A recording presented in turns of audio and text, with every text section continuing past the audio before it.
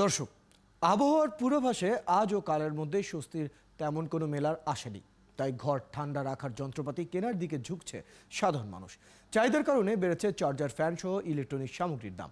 তবে গেল বছরের চেয়ে ৩০০ থেকে ৫০০ টাকা বেশিতে বিক্রি হচ্ছে চার্জার ফ্যান। সরবরাহ ঘাটতি না থাকলেও কেন চার্জার ফ্যানের দাম বাড়ছে? তাহলে কি এবারও গেলবারের মতো সিন্ডিকেটের কবলে পড়তে যাচ্ছে বাজার?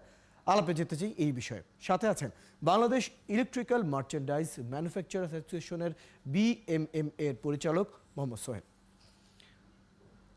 মোহাম্মদ সোহেল, আপনাকে স্বাগত জানাচ্ছি বিস্তারের আজকের আলোচনায়।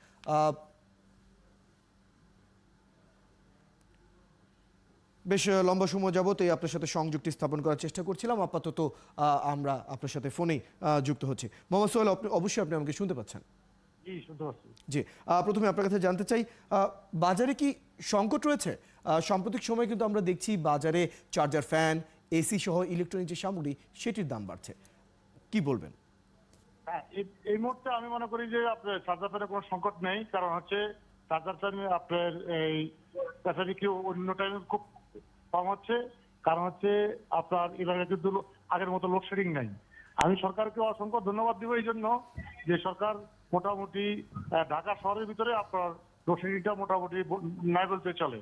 সেক্ষেত্রে কিন্তু আমাদের নবাবপুরে কিন্তু চার্জার ফ্যান কিন্তু গতবারের তুলনায় কিন্তু সংকট নেই। কিন্তু সাম্প্রতিক সময়ে আমরা যখন বাজারে আমরা প্রতিবেদনী দেখছিলাম, সেখানে কিন্তু আমরা দেখতে পেয়েছি সাম্প্রতিক সময়ে ৩০০ থেকে ৫০০ টাকা দাম বেড়েছে চার্জার ফ্যানের ক্ষেত্রে।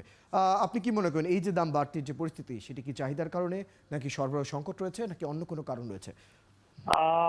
আমি তো যেহেতু নবপুর মার্কেটে আমরা ব্যবসা করি, সেখান থেকে দেখেছি যে আপনার চাহিদার কোনো সংকট নেই।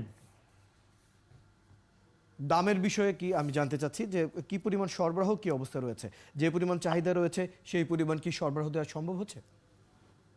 চাহিদা অনুযায়ী এখন এখন পর্যন্ত সরবরাহ ঠিক আছে, এবং আপনার ধরেন চার্জার ফ্যান গত বছর যে রেট ছিল সে তুলনায় এবার কিন্তু অনেক কম আছে এখন।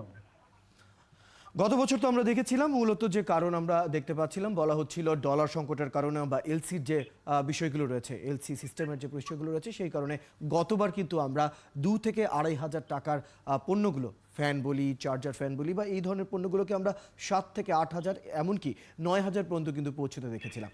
এবার সেই অবস্থা যাতে না হয় সেই ক্ষেত্রে কি কোনো পদক্ষেপ নেওয়া হচ্ছে? ফ্যানগুলো ধরেন 2,500 থেকে 3,000 টাকার ফ্যানগুলো 7,000 8,000 টাকা ছিল।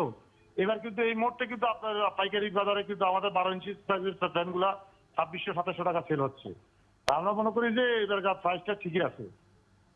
এবার তো ঠিকই রয়েছে, কিন্তু তারপরও যদি এই সময় আমরা গত বছরের যদি অবস্থার মতো যদি না হয়, সেটার জন্য কি কোনো ধরনের সাবধানতা বা নজরদারি বাড়াচ্ছেন, বা সেই দিকে কি কোনো ব্যবস্থা গ্রহণ করার কোনো পদক্ষেপ ভাবছেন? সরকার যদি আপনার, আমি মনে করি যে যদি এলসি গুলা যদি একটু স্মুথ করে দেয়, যেমন কি আপনার আগে যেমন কি এডি ব্যাংক গুলা সরাসরি এলসি করতে পারতো, এখন সেটা তাদের হেড অফিস এবং প্লাস বাংলাদেশ ব্যাংককে যেটা কন্ট্রোল করতে যদি একটু স্মুথলি করে দেয়, তাহলে আমার মনে হয় যে সেটা কিছুটা হলে সম্ভব।